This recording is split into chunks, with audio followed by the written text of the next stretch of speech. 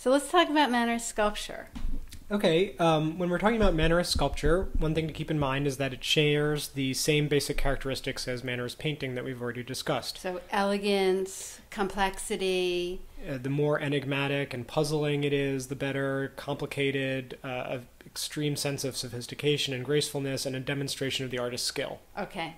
And a great example of that is Benvenuto Cellini's bronze sculpture of Perseus, which he makes from about 1545 to 1554. How big is this? It's about life size, and it's on a very tall pedestal, and it is located in its original location where it was made for, the Piazza della Signoria, the Loggia, just to the right of the town hall if you're facing its entrance. So it's an important location. It's a very important location, and its location is a very important part of its meaning, which we'll talk about. So who commissioned this? This is for Duke Cosimo I, Cosimo de' Medici, who was the first really great, powerful of the Medici dukes who rules 16th century Florence. He comes to power in the 1530s and rules up in towards the end of the century. Okay. So the first thing we should talk about is what the subject matter is. We'll come back to it again, but generally this is a sculpture of Perseus, and Perseus is a figure from Greek and Roman mythology. He is the hero,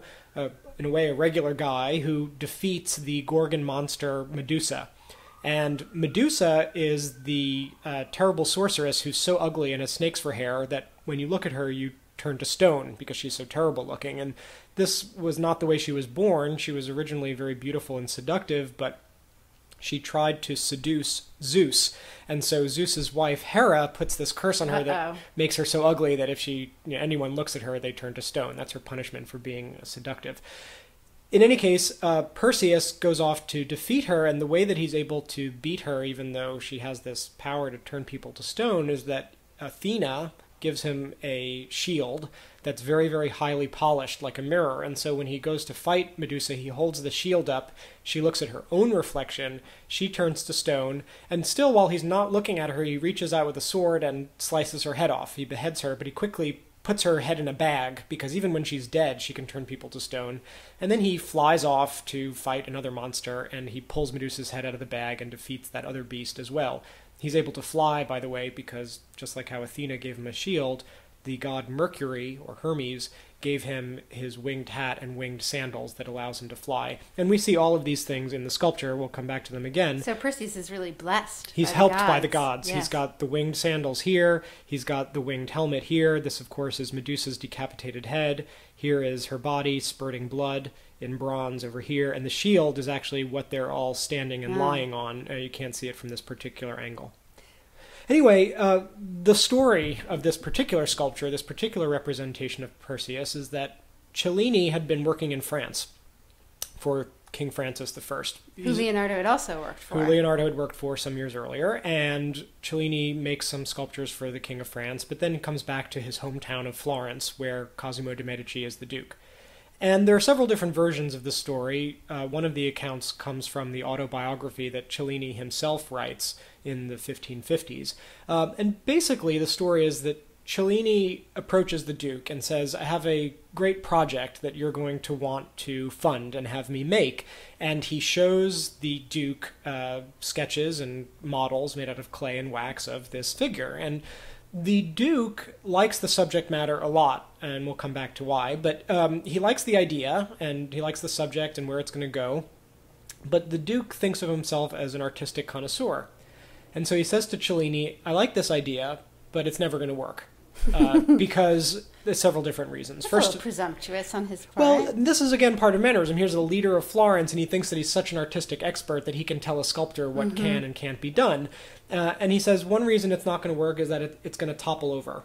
Bronze may be very strong. In other words, a bronze sculpture can stand on its own 2 feet in a way that marble cannot. Right, marble always needs that sort of tree stump or something. Marble is very brittle. It would never be able to have an arm that sticks out like this. That would snap off in marble. It would need some kind of support for the legs. Bronze can do all of that. But the Duke says, look, even though I know bronze can do that, this figure is going to tip forward. It's not going to be balanced well. The way you've made it is not going to be stable. And the other thing, more importantly, the Duke says, is that the bronze casting is never going to be successful because essentially the way that bronze is made, if we look at a diagram of the bronze casting process, is that you have an inner mold of clay, an outer mold of clay, and then what's in between there is wax in this inner layer that you have made basically in the design of what you want your finished sculpture to be. And then what you do, as you can see on the right, is you pour hot molten bronze in here, and everywhere the wax was, which floods out,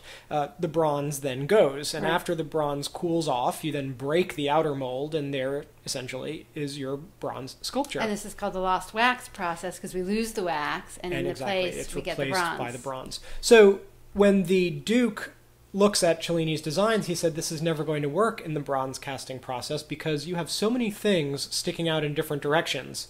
The arm, the sword, the hands, the feet, that the bronze is not going to flow fast enough to all of these places that it needs to fill. And so when you break open the mold, you're going to find that the cast is incomplete, that there are things missing because the bronze didn't get everywhere. It wasn't hot enough. It wasn't fluid enough.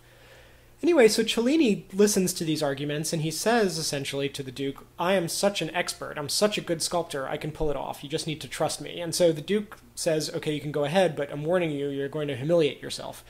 And Cellini gets to work, he prepares the mold, he prepares everything the way it needs to be done, and he starts pouring the molten bronze into the mold, but he quickly realizes that, in fact, the Duke was right, the bronze is not flowing fast enough to fill up the whole mold, and so it needs to be hotter. What he does is he instructs all of his assistants and servants to break all of the wood furniture in his house and throw it on the fire so that the fire will burn hotter and the bronze will run smoother and faster. And they do that, and that works, but it's still not fast enough. And so they throw in some silverware and other kinds of pewter things that he has lying around the house, because if you add that to the bronze mixture, that also makes it more liquidy.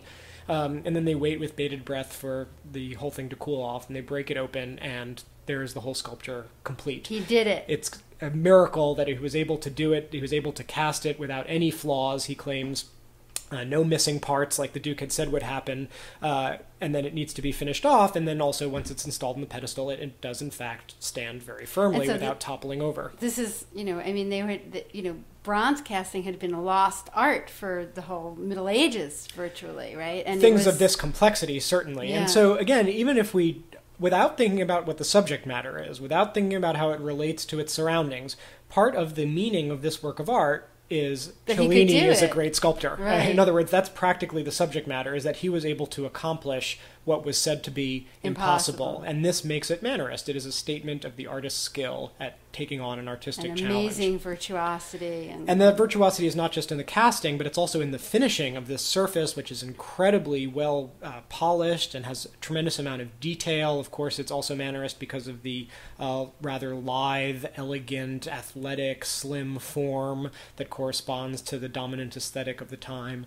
But again, it's this issue of the artist's skill that's foregrounded that makes this in part so important. So was there something you were going to tell us about the patron and about where this is? Okay, exactly. So the other part, another part of this sculpture that's so important is how it relates to its setting. And like I said, this is in front of the town hall, in front of the Piazza della Signoria, where at the time there were already several other sculptures, as we can see in this photo, which is sort of taken from the point of view of where the Perseus is located. In other words, this seems to be what Perseus is looking at. Exactly. And of course, although it's now a replica, one of the things that stood there is Michelangelo's David, where a replica stands in the original location. Michelangelo's David here, and then also this figure of Hercules that was installed a couple of some years later, originally part of a commission by the Republic, but then eventually completed under the Medici themselves. Both of these figures, Michelangelo's David and this figure of Hercules by Bandinelli, in a way they were symbols of the Republic of Florence. David, who defeats the stronger beast Goliath, was seen as a symbol of the Republic from even the beginning of the 1400s because it was a symbol of how the good and the weak can defeat the strong if God is on their side. And the 15th century Medici, the Medici of the 1400s, they had essentially stolen this imagery away when they had several sculptures of David made. When the Republic expels the Medici in the 1490s and then returns to power in the 1500s, the Republic gets this sculpture by Michelangelo in a way as a statement of their return, a statement of their defeat of the Medici. And Hercules, too, in some ways functioned in that role because Hercules was also a symbol of the Republic, the hero who, with the help of gods, is able to defeat stronger enemies. So these are both symbols of Florence as a democracy whose power is in the hands of the citizens of Florence. That was definitely one of and their... not in the hands of a single family like the Medici. Exactly. And this was always the struggle. This was always part of their meaning, especially that was definitely understood as the primary meaning of Michelangelo's David standing right here. So when we think about Cosimo de' Medici, this member of the family who leads the family's triumphant return and taking power back from the Republic, reconquering the city for the Medici. Did they do that violently? Not at first, although they were tyrants in some other respects.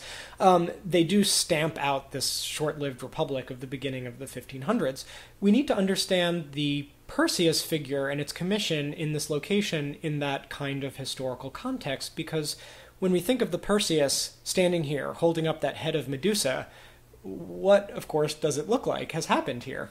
It looks like it's turned David to stone. It's exactly. turned the symbol of the Republic to stone. It looks as if, especially Michelangelo's David, is looking right at Cellini's Perseus and the head of Medusa. And there's a suggestion that Hercules is as well, and that because they're looking at this head of Medusa that's being held up by the triumphant hero, that they have turned to stone. And so the kind of tricky, almost humorous, but very sophisticated, and hence typically mannerist, illusion is that the Medici, with their sculpture of Perseus, have turned these figures representing the Republic into stone and have defeated their enemies once again. You know, it's funny because I think we tend to look at these sculptures as images of beautiful figures during the Renaissance, and we forget this really intense political meaning behind them. Absolutely, and we need to understand their historical context, their locations. All of this helps us understand what they are, but in the end they still are also very beautiful objects, and that's another way to understand why these viewers, Hercules and David, have turned to stone, because it was a rather common rhetoric to say that an object could be so beautiful, or an artist's skill could be so beautiful that it takes your breath away. It stops you in your tracks. It petrifies the viewer. The viewer can be slain by beauty. And so that maybe that's another meaning of these figures turning to stone, is that they look at Perseus's creation and they're so astonished by his skill and his mastery as an artist that they are turned to stone in astonishment. They're incredibly beautiful.